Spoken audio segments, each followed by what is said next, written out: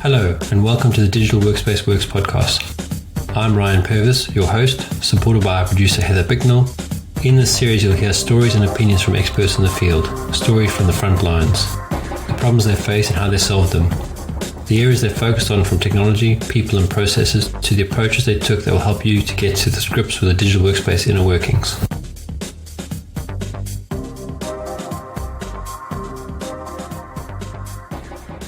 So welcome, Shammah, to the Digital Workspace Works podcast. Do you want to introduce yourself and Nimbus 90, please? Yeah, thanks for having me, Ryan. Really good to be here. So my name is Shammah Banerjee. I am the senior editor at Nimbus 90. And Nimbus 90 is a business and technology community which is focused on disruption. So we bring together business leaders from across all industries with the aim of talking about how is disruption impacting how you're running your business, how your business models are working. We started when it was founded 16 years ago, we started looking at technology and how technology is disrupting. Today, I think there are, back in that time as well, but today we are focused around all sorts of different types of disruption. So primarily technology, but actually how is the conversation around climate change and climate action impacting business? How is sustainability conversations, political conversations, economic conversations, how is all of that impacting business and how should business leaders be responding? So that's what Nimbus 90 is. And we are focused around kind of three major pillars, which is our research, our events, and our content. So that will be kind of what I'll be talking about today. Lovely, thank you. And the reason why we got into contact is you sent out a survey that I answered, and I was really impressed with what you were asking. Purely because you get a lot of these surveys, and sometimes it's the same old questions, but you had some really interesting questions, and hopefully we'll cover some of that today. Just to get one of the standard questions out the way, what does a digital workspace mean to you? Yeah, so I think digital workspace has changed a lot in the last couple of years, of course, with the pandemic. Everyone had to work digitally, remotely, the desk-based workforce. And so I think what it means to me today is actually what is a responsibility that business leaders have to ensure that their workforce has access to digital workspaces and no one's being left behind almost. So there is like that democratization of that across the workforce. One thing that one of our advisory board members was talking to us about when we had a board dinner, and we were talking about this whole issue of how can we make sure that everyone in the workforce is getting involved. How do you run a hybrid meeting? And the consensus was actually it doesn't work. Having someone on Zoom and the rest of the people in the room, that just doesn't really seem to work, because the person on Zoom always gets left behind. And there's going to be a focus one way or the other, either whether that's for the virtual people or the physical people. So I think the challenge today is really marrying those two spaces, the digital space and the physical space, and making sure that there is like a fairness across the board. So that's probably what it means to me, I think. Yeah, it's funny you mentioned that example of a meeting, because that makes me think of Facebook changing their name to Meta, and they're trying to drive this. And it was actually in a very good book. I think it's called Shift. I keep saying I want to find the book, but it was basically the example that you join a meeting as an avatar. Now you could be in your bedroom, you just gotten out of bed in your pajamas and in your robe, just drinking a cup of coffee, and now you're joining this avatar, but as an avatar. But in that world, the virtualized world, you are in a suit or whatever the right clothing is for that meeting, but you look bright-eyed and bushy-tailed just to have the meeting. And it doesn't matter who you're meeting with, because they could be across the globe. I mean, I don't think we'll ever solve the time zone problem, but at least you can save the commute and the presence thing to an extent using some of this newer technology. Yeah, absolutely. I think what we've seen, and this is just kind of anecdotally from speaking to a lot of the people who in our community, is just that sense of actually other things are more important than just work. Like you see people's kids popping up in the back of their Zoom, and actually it's really nice because you can ask about them and learn a bit more about that person, and they become more than just a square on the screen, but actually you can see a bit more into their personal life, which I think is really nice to build a connection. And augment the working relationship. It's funny you say that, because there's two things that I have changed since we've been working remotely more permanently. And I bear in mind, I've worked remotely and I've worked in the office my whole career, and I've always preferred the choice, because I still think it's a bit of both, and it is hybrid. But I find it very interesting how you can tell a lot about a person by how they interact in this way. The people that always turn their cameras off, even though they can turn their cameras on. People that blur their backgrounds versus having, some stock standard background, or they've selected their own. All those that, whatever's behind me, you can see. I mean, you can see me. It's just cupboards and whatever. But it, as you say, it gives you a way to connect. Whereas I think when we were in the old days, when we were all in the meeting room, it was very difficult to connect because there was no triggers to grab onto, unless they were, wearing a badge or something that or an interesting piece of jewelry. There wasn't much to connect on. So I think it's made us more human, I guess, ironically, considering it's actually less physical contact. Yeah, absolutely. I think the number of times I've asked about something that's in someone's background, or I've seen a book on their shelf and I'm like, oh, I'm reading that book, or, something like that. That's actually a great one, because, how often does someone say, oh, I just bought that book and I haven't even read it yet. Or they go, oh yeah, that was a good book, I really did. And you're like, did you really read it? Or they've read the Wikipedia summary. Yes. So the research you guys were doing was called the State of Recovery. Do you want to tell us a bit about that and what your insights were? Yeah, absolutely. So like I mentioned before, we are a community focused on disruption. I think COVID was probably the biggest disruption that we had ever seen as a community, obviously for everyone. So we wanted to kind of dig into that disruption that our community had faced. And like I mentioned, we're cross industry. So some industries were really impacted. We had obviously a lot of people in retail, hospitality who were really impacted by the pandemic. And then other industries were actually, the impacts of the pandemic actually accelerated what they were doing. So we wanted to understand what happened across industries, across different organization sizes. How has digital capability impacted that? And yeah, really dig into what those different business leaders were seeing. When we actually, if I kind of scroll back a bit to March, April of last year, when everything kind of kicked off in the UK, we started a kind of podcast discussion forum thing called Chief Disruptor Breakfast Club. And the point of that was to get different people in and basically ask them, how are you managing to deal with this? The first series was called Pivot, Don't Panic. So we're basically saying, how are you pivoting? How are you not panicking? Or are you panicking? And one of the very first episodes, we had the Chief Information Officer of Boots come join us and talk about that. And one thing he was telling us was that he has seen, well, for his team, they were doing or aiming to do 10 years of innovation in the space of 10 weeks. So that acceleration, the amount of work that they were able to get through was just off the charts because they had to, because there was that necessity. So coming back to the research, that was really what we wanted to look at a year on, or a year and a half on from the beginning of the pandemic. What is the state of recovery looking like now, and how has it changed business? So sorry, I need to ask this question. So 10 weeks of digital disruption for 10 years. Is that sort of an Elon Musk kind of idea that if we give you more time, you take more time, and if we give you less time, you get more done in less time? That sort of mentality. I mean, what was the drive for them, and what corners did they, let's not say cut, but let's say sharpen in order to get stuff done? Did he tell you any of that or not?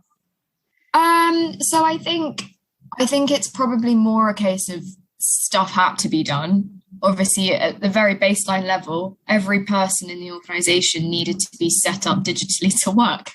Theme of our podcast. So that was like a big thing that just had to happen straight away. And then I think from an innovation standpoint, if your Boots and all of your stores close, everything is going through your website. How do you speed up that process? How do you make sure stuff is getting into the hands of customers faster? It's a necessity thing. So I think, there's always one thing which I don't think it was the guy from Boots that we were talking to, but just generally what we hear in this space. Why is everything sped up? is that things are going, I think organizations are happy to get stuff out when it's not perfect, because it's like, actually, we just need to get something out now, because that's the necessity of the situation. And so I think there's that aspect of organizations just being more willing to experiment and more willing to push stuff out to market. That's what we're seeing. I think there's good enough versus perfect. Exactly. And sometimes that can be a matter of perception. When you're very close to it, you think it's probably good enough and you're okay with it. But someone who's receiving it is going, oh, why didn't they do this? Why didn't they do that? And there's a level of managed expectations. But I think if we move down this route of incremental improvements, a lot of those things that are gaps to begin with, and we're seeing this. And if you look at some of the big vendors, I mean, Microsoft releasing Windows 11, and then about a month later releasing about the other half of Windows 11, because it obviously wasn't finished. It's becoming a mechanism that we're all getting comfortable with, as much as the purists don't like it. Yeah, absolutely. I think one thing that we kind of historically ask our community every year in our big annual piece of research is, what's your organization's attitude to failure? Is it okay with failure? Like, do you learn from failure?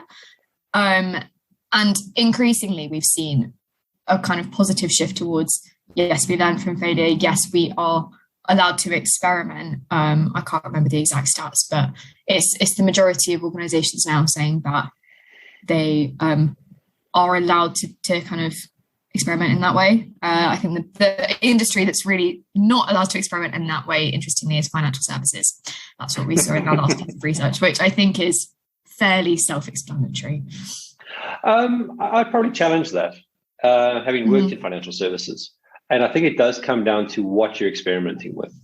So obviously there's regulations you've got to meet and be accountable to.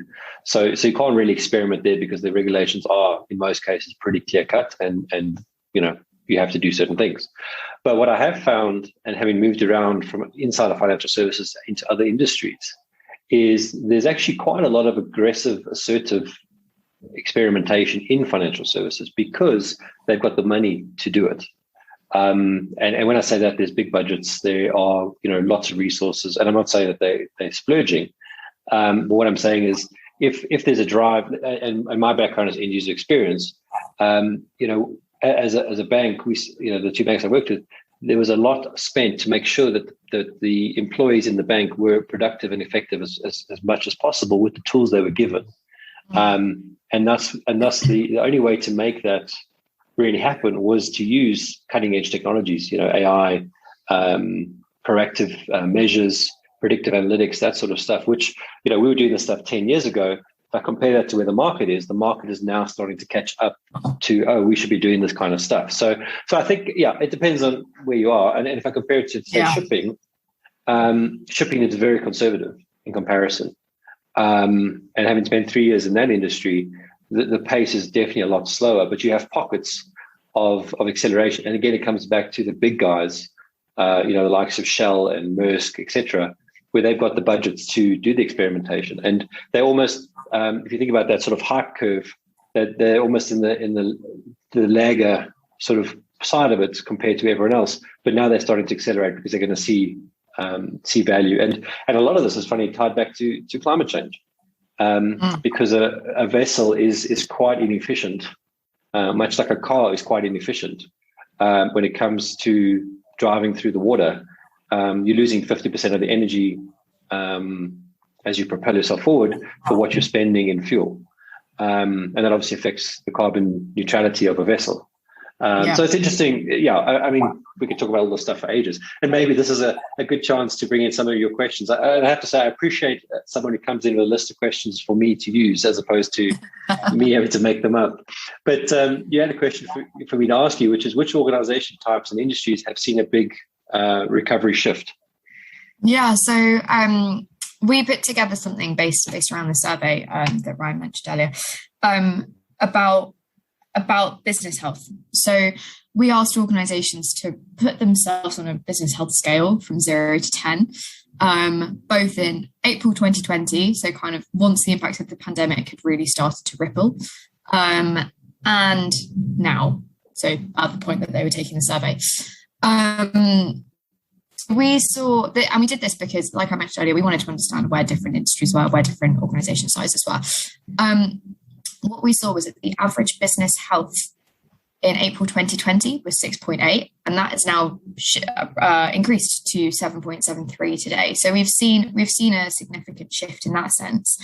And in terms of when we look at industries, like I mentioned earlier, leisure and retail as an industry was really impacted, and it was actually the only industry with more than half of the respondents sitting at 5 or less in April 2020.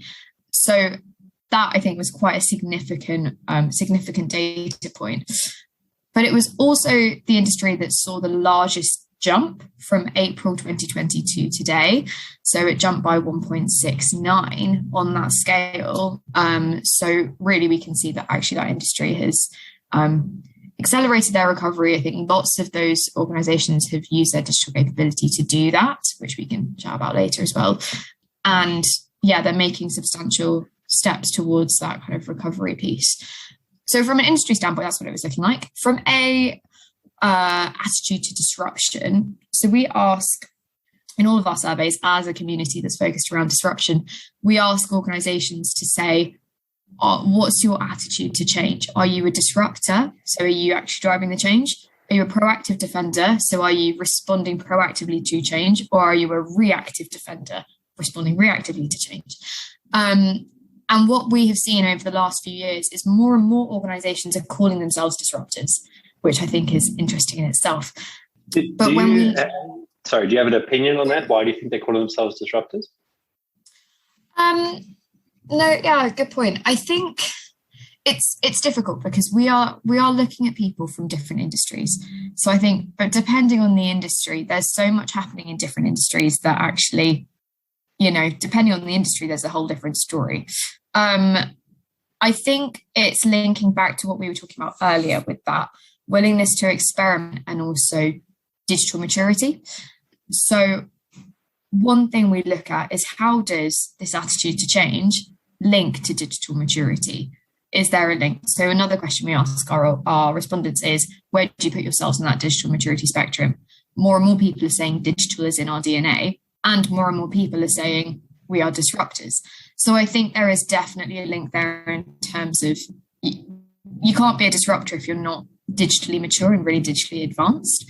So I think that natural maturity that we're seeing, and that which has been accelerated by COVID-19, I think that is pushing organizations to that end of the scale. Do you think it's a case of these organizations making it a strategic choice to disrupt their market, or do you think they're disrupting their own businesses based on the realization, and maybe the pandemic has helped them, that they can do it more efficiently, more effectively, and by almost a ripple effect that's affecting the market? Yeah, that's a really interesting question. I think what we're seeing, I don't know if this is going to answer your question or sidestep it. I don't think it's a final answer. I think it's an opinion. Yeah, no, it's a really interesting point. But what we are seeing is, I think more organizations are hiring someone to be a chief disruptor, or the chief disruption officer, or something like that. So, which is really interesting because it's saying, we as an organization want to be disrupted from the inside out. And I think that's an interesting thing. And it would be, maybe that's the next study we can do, is actually organizations with them versus without, and what's the difference? How is that impacting? But I can't remember your question. What was it? So what I was asking is that disruption, or that disruptor label, does an organization disrupt themselves first, and by ripple effect affect the market? So they realize they can do it better, more effectively internally by disrupting themselves, and that comes to the market? Or are they just going out to disrupt the market on purpose, and by that they have to pull themselves into a disrupted state? Yeah, interesting. Yeah, probably a bit of both. I mean, I think it comes back to competition and well, this is probably more on a B2C side, but how do you make that customer experience, that customer journey as seamless, as effective as possible, and therefore make the customer's choice really easy to just choose you. So I think it's probably a bit of both, just in terms of investing in that side of things, disrupting in the customer journey and the product that you're offering and all of that. But at the same time, that's naturally going to change how the market's working, because then if you suddenly have all of that market share based on that change, what's that going to do to your competitors? Yeah, I find it, I'm almost seeing it as disrupt is almost a verb, like Google is a verb to bring around transformation. And I'll be honest, I've worked in organizations that desperately need that disruption, just from an internal point of view, because it's almost like, oh, we've always done it this way mentality becomes the culture of the business. And what we're saying by having the disruptor label is that, you can start from scratch at any point and forget the history of the business and go, what does the future look like? And if that means that 10 applications, and I'm sorry, my background is applications and product. If it means you have to sunset 10 applications and build a new one, and that's the goal, then that's the disruption. And that does mean that you're going to have some unhappy people, and there's some change, and there's some expectation management.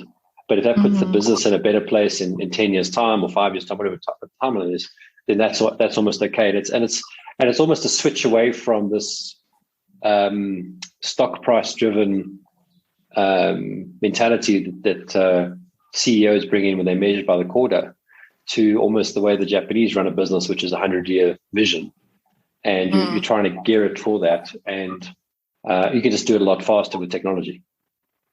Yeah, no, absolutely. I think that kind of quarterly view versus 100-year view, that's an interesting one. We had a conversation with our board about what timeline should we be looking at when we're thinking long term. And the conversation basically went, even 5 years is a really long time, because think about how much everything can change in that time. So I think the definition of long-term thinking as well, I think has squeezed and really minimized based on how much everything is changing, how fast everything is changing at the moment, because, we can make a plan for 2028 now as a business. And by 2028, things may look completely different and our plan becomes irrelevant. So, yeah, an interesting one. Yeah, So that long-term view versus short-term view, I think it's good to have, like you look at the wanting to put a base on the moon. I think the goal is 2030. Now, it's almost everyone knows that 2030 is never going to happen. But unless you put a date down, no one's going to work towards anything. And it still comes down to, as much as you want to have a far-off goal, and in this case, excuse the pun, it's a moonshot, you still have to have a day, broken it down to a daily view. What are you working to from a goals point of view on a daily basis that gets you to 2030? Because if it's too far away, then people say, oh, we've got plenty of time, don't stress about it, we've got plenty of time. But you've got to bring it all the way back down to, well, every week we're going to deliver something, every day we're going to deliver something that feeds towards that goal. There was a question here that I wanted to, when you were talking about technology being involved, you asked a question around digital capability and how did that link to recovery, and you kind of mentioned that technology was important, but I thought the number of people that agreed with that was quite interesting. Do you want to talk a little bit about that? Yeah, sure. So like I mentioned before, we've seen that shift up the digital maturity spectrum. So more organizations than ever before are saying digital is in our DNA. We're running another piece of research at the moment, actually, and we are still seeing more and more people saying digital is in our DNA versus we don't have a digital strategy. No one doesn't have a digital strategy anymore. And yeah, if we look at the impact that has had on how organizations have been able to respond to the impacts of COVID, we saw 88% of respondents in the survey agree or strongly agree with the statement that IT maturity and digital capability are directly linked to how quickly my organization was able to respond to the impacts of COVID-19. So that's pretty huge. the other 12% is kind of that between disagree, strongly disagree, or don't know. So it's really quite minimal, the amount of people that disagreed with that statement. Yeah, and I think the conclusion I would draw from that is not that everyone was able to respond well to the pandemic, but that they had. So what I mean about that is there was organizations that literally was a flick of a switch. Everyone works from home, no problem. My organization was one of those. There were some organizations that were able to do it, but they needed time. And that time could have been 2 weeks, a month, whatever it is. But there were some organizations that were completely caught blindsided, had no planning for this kind of scenario, and were literally running to the shops, your PC warehouse or whatever it is, buying laptops, any laptop they can get to get their workforce working again. And I'm hoping that one of the things that's a positive out of this is that organizations have realized that these sort of plans need to be thought of, but also that they need to design for mobile first when they're bringing in, solutions to make users work better. Yeah, absolutely. One of our commentators on the report was talking about exactly that, the need for mobile first in design, but also it's becoming more kind of accepted how crucial IT is to the business as a whole, which sounds obvious, but actually with everything that's happened in the last 18 months, it's become an absolute priority for business leaders. I think digital has really shot up kind of CEO agendas and become a lot more important. But completely, I think it's an interesting point you raise around that doesn't necessarily mean they are responding quickly. That's just that they're able to respond at all. Yeah, exactly. So move to one of your next questions, which is what is the forecast for recovery? Yeah, so we asked our respondents in the survey when do they consider kind of business recovery to be happening.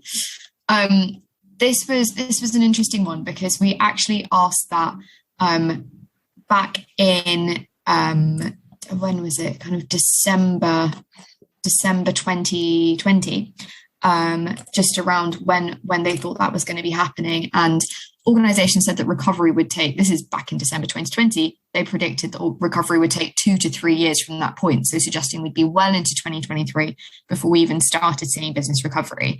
But actually, when organizations took this survey in September 2021, a lot had obviously changed in that 9 months because the majority of respondents said that business recovery to pre-COVID levels would happen within the next 6 to 12 months. And 18% of respondents said that their organisation had already returned to pre-COVID levels. So that, again, I think is just demonstrating that how much has changed within that time frame.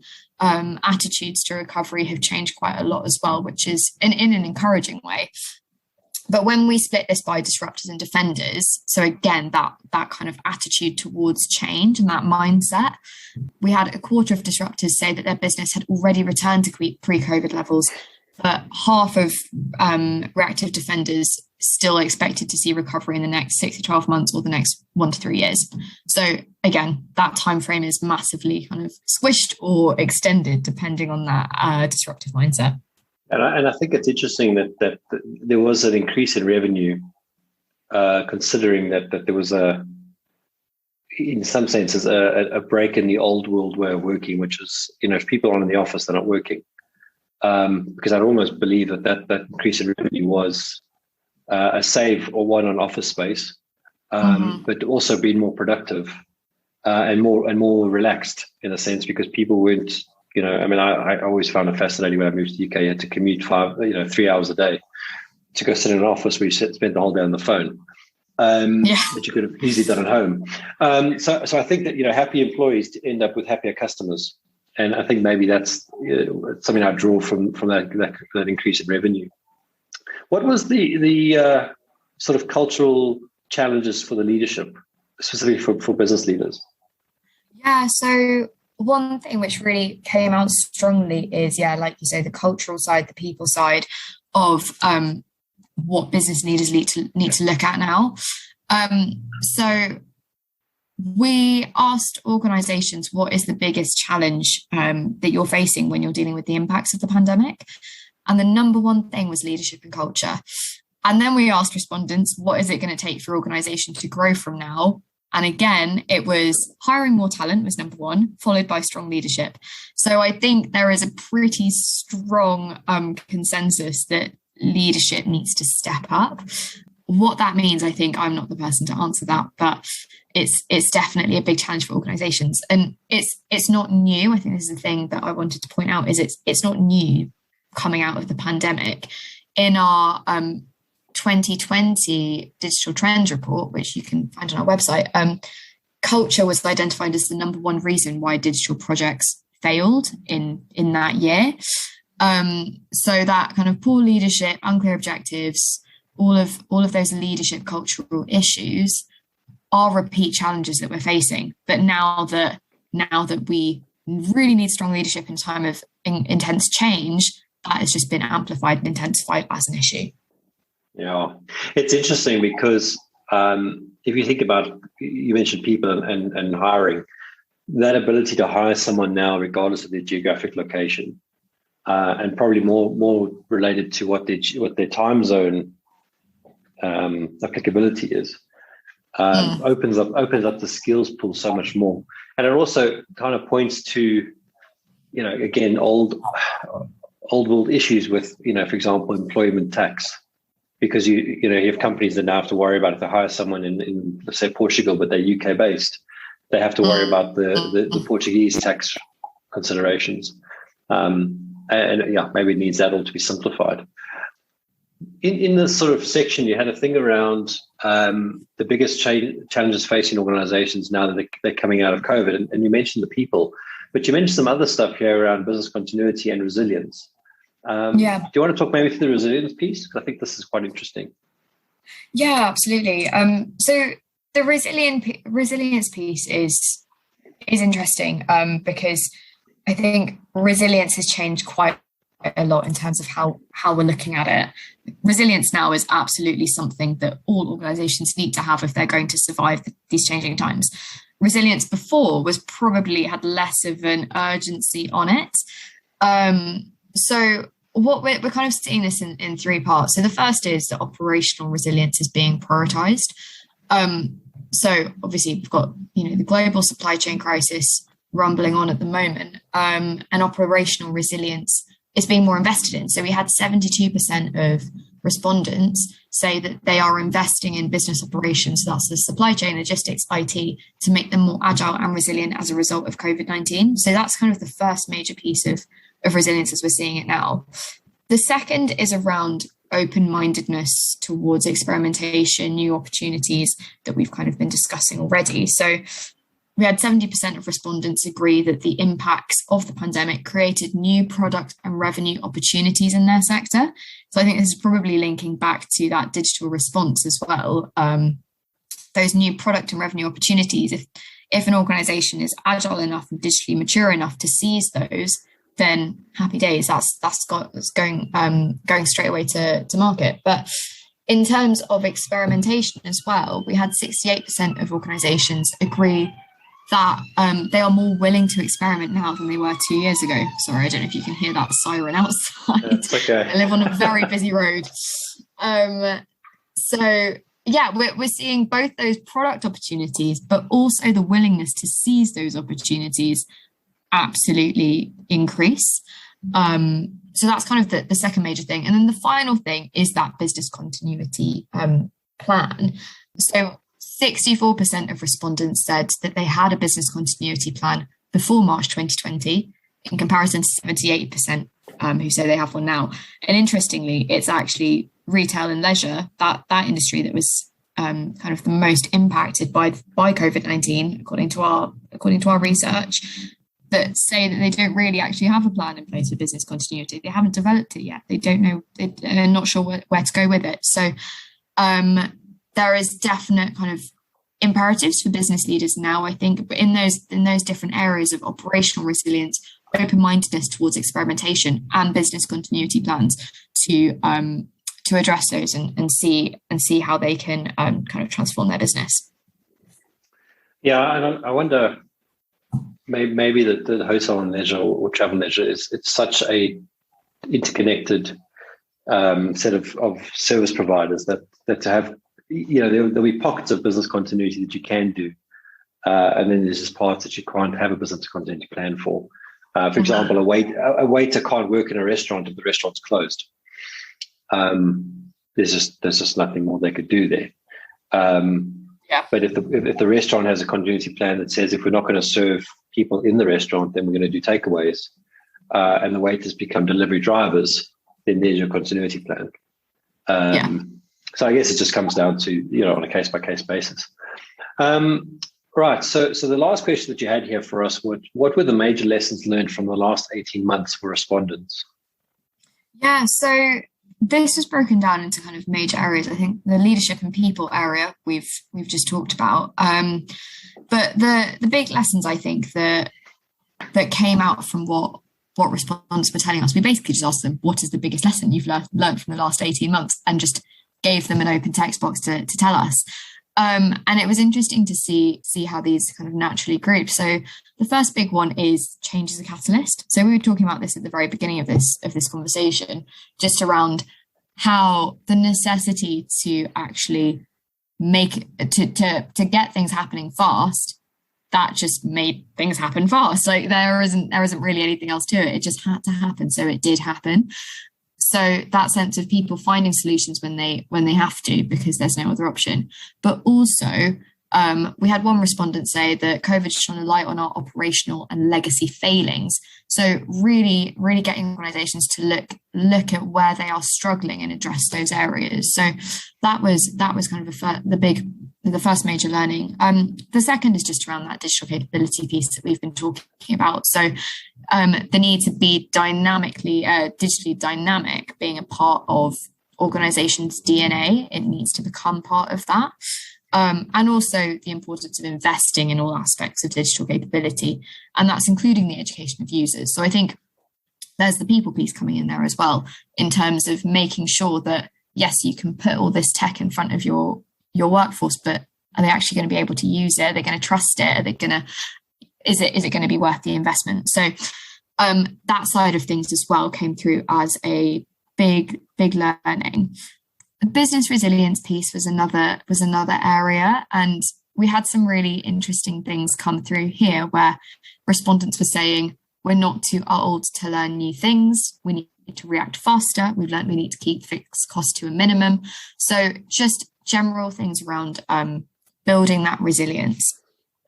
And then we have the leadership in people, which I think we've already talked about, but really looking after people, keeping a focus on them. They're our best asset.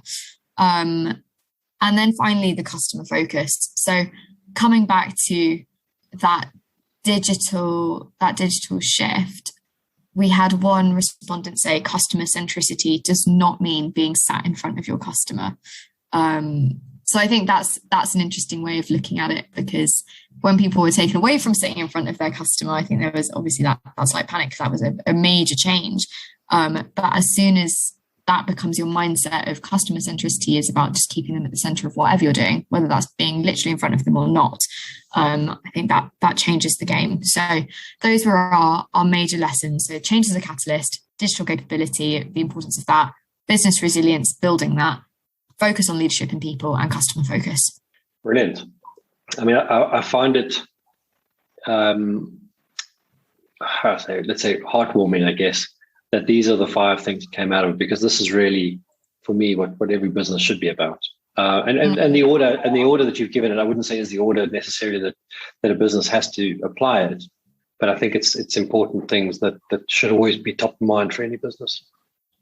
Yeah, absolutely. I should caveat that with, I said those in no particular order, so there wasn't necessarily a lot more on the first, but yeah, absolutely. Okay. I think those are the lessons that business leaders need to take forward, really. Yeah, definitely. Great stuff. I think this has been fantastic. So I think it would be good to, you're going to publish the results from your survey on your website, so good to get a link for that. And any other links that you think we should have? Well, you can find, I'll absolutely share the kind of link to download the report. Please do have a look at that. There's everything that we've been talking about that goes into more detail in the report. So hopefully that's a helpful resource. But we are also launching our next summit, Chief Disruptor Live, which is going to be happening in May of next year, which builds on all of these different lessons learned areas, and especially the digital capability piece that we will be launching in a couple of weeks. So that's the next big thing to look out from us is the State of Recovery report and also our launch of Chief Disruptor Live. Super. And if people want to get hold of you, what's the best way? If they want to get hold of me, the best way is to email me. They can email editorial@nimbus90.com. So that's Nimbus like the cloud, and 90 is spelt out, not 90, spelt out as a word. So editorial@nimbus90.com, or you can connect with me on LinkedIn and drop me a message. Always happy to chat to new people, learn about what people are doing in their industries. So please do, get in touch. Super. Well, thanks very much for being on the podcast, and I appreciate all your information. No, thank you so much, Ryan. It's been a really interesting discussion. So thank you for having me. Thank you for listening to today's episode. Heather Bicknell is our producer and editor. Thank you, Heather, for your hard work on this episode. Please subscribe to the series and rate us on iTunes or the Google Play Store. Follow us on Twitter @the DWW Podcast. The show notes and transcripts will be available on the website www.digitalworkspace.works. Please also visit our website www.digitalworkspace.works and subscribe to our newsletter. And lastly, if you found this episode useful, please share with your friends or colleagues.